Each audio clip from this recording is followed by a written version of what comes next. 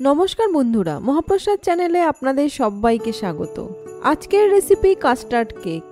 এই কেকটা দেখতে যেমন সুন্দর, খেতেও কিন্তু ততটাই ভালো। তো আসুন দেখে নেওয়া যাক আজকের রেসিপিটি। এখানে 1.5 টেবিল চামচ মতো চেরি কুচি নিয়েছি। এর মধ্যে কিছুটা ময়দা দিয়ে খুব ভালো করে মিশিয়ে নেব। কেকটা বানানোর জন্য প্রথমে 1.5 কাপ পরিমাণ ময়দা নেব।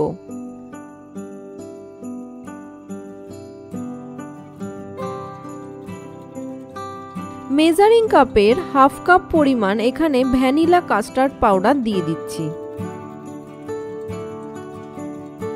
1 টেবিল চামচ এখানে বেকিং পাউডার দিচ্ছি।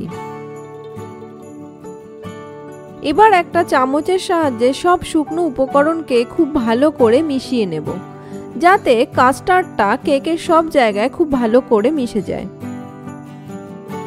মেজারিং কাপের হাফ কাপ পরিমাণ চিনি এই মিক্সিং জারে দিয়ে গুঁড়ো করে নেব।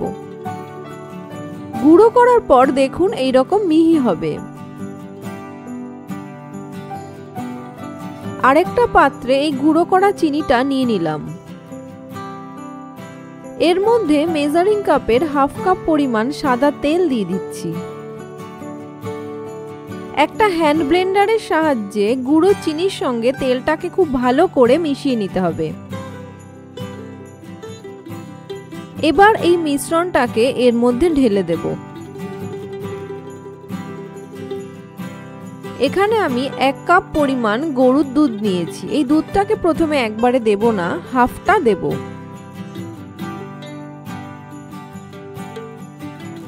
এবার হ্যান্ড ব্লেন্ডারের সাহায্যে একটু মিশিয়ে নেব। তারপর এর মধ্যে বাকি হাফ কাপ দুধটাও দিয়ে দেব। প্রথমেই পুরোটা দুধ দিয়ে দেওয়া যাবে না, তাহলে ব্যাটারটা অনেক ক্ষেত্রে পাতলা হয়ে যাওয়ার সম্ভাবনা থেকে যায়।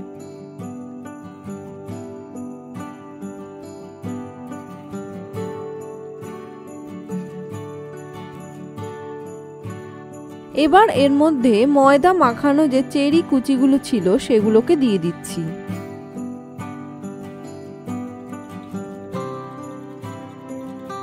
চেরি কুচিগুলোকেও এর সঙ্গে খুব ভালো করে মিশিয়ে নেব। দেখুন ব্যাটারটা ঠিক এই রকম হবে। এখানে আমি একটা কেক মোল্ড নিয়েছি, আর কেক মোল্ডের মাঝখানে গোল করে কেটে নেওয়া একটা সাদা কাগজ বসিয়ে দিচ্ছি। এর উপরে একটু সাদা তেল ছড়িয়ে দিয়ে ব্রাশ করে নেব।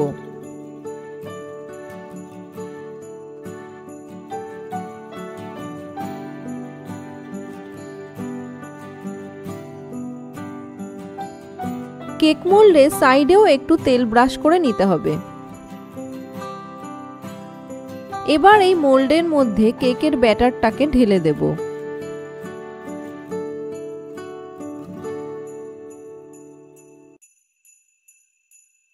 এর ওপর থেকে একটু চেরি কুচি ছড়িয়ে ছড়িয়ে দিচ্ছি, যাতে কেকটা দেখতে অনেক সুন্দর লাগে।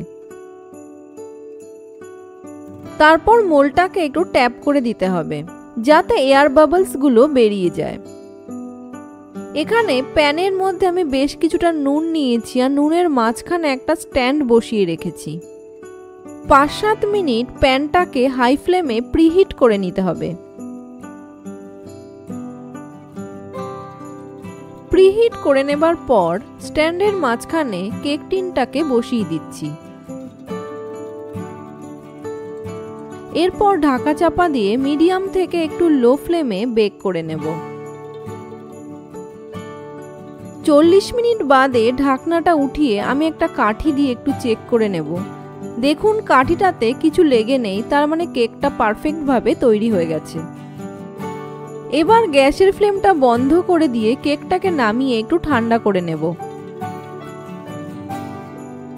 এবার একটা ছুরির সাহায্যে সাইডগুলোকে ছাড়িয়ে নেব। এখানে আমি একটা কেক সার্ভার নিয়েছি, আর এই সার্ভারের ওপরে উল্টে দিয়ে কেকটা ছাড়িয়ে নেব। এবার কাগজটাকে ছাড়িয়ে নিতে হবে। এইভাবে কোনো রকম ওভেন ছাড়াই বানিয়ে নিতে পারবেন খুব সহজভাবে কাস্টার্ড কেক। আজকের রেসিপিটি আপনাদের কেমন লাগলো তা আমাকে কমেন্ট করে জানাতে কিন্তু একদম ভুলবেন না। আর ভালো লাগলে ভিডিওটিকে একটা লাইক করে দেওয়ার জন্য অনুরোধ রইল। আর আমার চ্যানেল যদি এখনও আপনাদের সাবস্ক্রাইব করা না থাকে তাহলে প্লিজ সাবস্ক্রাইব করবেন। আজকের মতো তাহলে এই পর্যন্তই। আবার চলে আসবো পরের পর্বে অন্য কোনো রেসিপি নিয়ে।